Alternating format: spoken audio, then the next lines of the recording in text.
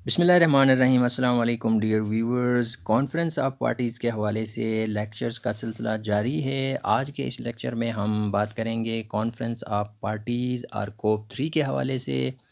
कोप 3 जो third conference of parties to the United Nations framework convention on climate change. आप सबको पता है कि एनुअल मीटिंग्स होती हैं, जो सिग्नेटरीज़ हैं UNFCCC के वो मीटिंग करते हैं एनुअली। तो जो थर्ड कॉन्फ्रेंस ऑफ पार्टीज़ और कोप 3 है वो दिसंबर 1997 में हेल्ड हुआ था इन क्योटो जापान में। जो मेन एजेंडा था कोप 3 का that was to negotiate and finalise the Kyoto protocol. ठीक है, which aim to reduce green house gas emissions in order to mitigate the impacts of climate change.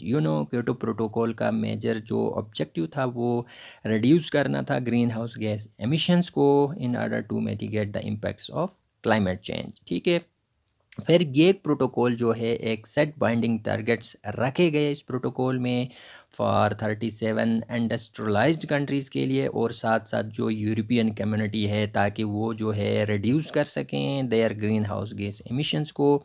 एक average एक level रखा गया 5.2% below 1990 levels over the period of 2008 to 2012 तक। ठीक है, तमाम जो 37 इंडस्ट्रियलाइज्ड या डेवलप्ड कंट्रीज़ हैं और साथ साथ जो यूरोपियन कम्युनिटी है वो अपने एमिशन लेवल को 5.2% बिलो 1990 लेवल तक लेके जा सकें, जिसमें जो पीरियड रखा गया 2008 से लेके 2012 तक। ठीक है, अगर इस कॉन्फ्रेंस में अगर हम रिप्रेजेंटेटिव कंट्रीज़ की बात करें तो उसमें आलमोस्ट 160 कंट्रीज़ ने इसमें पार्टिसिपेट किया था इस कॉन्फ्रेंस ऑफ पार्टीज़ में, इस कोप 3 में। और जो मकसद था इनका तमाम कंट्रीज़ का वो निगोशिएशन करना और एग्री करना था on measures to reduce green house gas emissions. ठीक है, मेजर जो ऑब्जेक्टिव था वो ग्रीन हाउस गैस एमिशंस को रिड्यूस करना, वो जो टारगेट्स रखे गए थे एमिशन रिडक्शन टारगेट्स उनको अचीव करना था। जो मेजर पॉइंट्स जिस पे तमाम कंट्रीज़ या तमाम सिग्नेटरीज एग्री हुए थे अपॉन एट कोप 3, उसमें से सबसे इम्पोर्टेंट ये इस्टेब्लिश करना था एक legally binding emission reduction targets for industrialise countries के लिए। ठीक है, जितने भी इंडस्ट्रियलाइज कंट्रीज़ हैं वो जो हैं इस्टेब्लिश करें एक legally binding emission reduction targets. Okay, फिर जो नेक्स्ट इम्पोर्टेंट पॉइंट था वो इस्टेब्लिश करना या क्रिएट करना था एक मार्केट बेस्ड मैकेनिज़्म जिसको क्लीन डेवलपमेंट मैकेनिज़्म कहा गया, CDM, जिसका मकसद क्या था कि कंट्रीज़ जो हैं हेल्प कर सकें अपने एमिशन रिडक्शन टारगेट्स को अचीव करने के लिए, उनको अलाउ किया जाए कि वो इन्वेस्ट कर सकें एमिशन रिडक्शन प्रोजेक्ट्स में इन डेवलपिंग कंट्रीज़ में। यानी कि जो डेवलप्ड कंट्रीज़ हैं उनको ये अलाउ किया गया कि वो डेवलपिंग कंट्रीज़ में इन्वेस्टमेंट करें related to emission reduction projects, ताकि वो अपने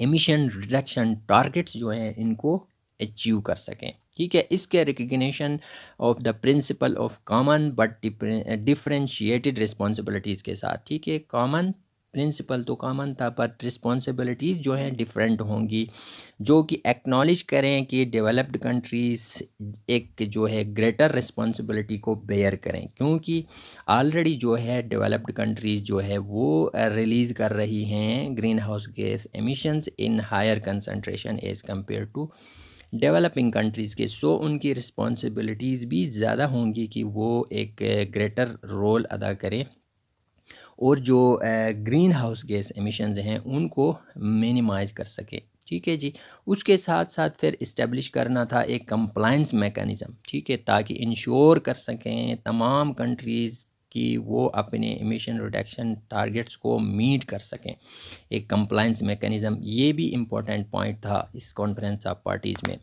ओवरऑल अगर हम कोप 3 की बात करें और जो क्योटो प्रोटोकॉल थे, ये जो है सिग्निफिकेंट और इम्पोर्टेंट स्टेप्स थे forward in international efforts to address climate change as they represented the first international agreement. Specially इस कोप 3 का जो इम्पोर्टेंट माइलस्टोन्स था या अचीवमेंट था वो क्योटो प्रोटोकॉल था। ठीक है, जो कि एड्रेस कर रहा है, ठीक है, क्लाइमेट चेंज को एड्रेस करने के लिए इंटरनेशनल एक एफर्ट, और साथ साथ ये रिप्रेजेंट करता है फर्स्ट इंटरनेशनल एग्रीमेंट, ठीक है, to set binding emission reduction targets के हवाले से ये पहला जो है इंटरनेशनल एग्रीमेंट था क्योटो प्रोटोकॉल।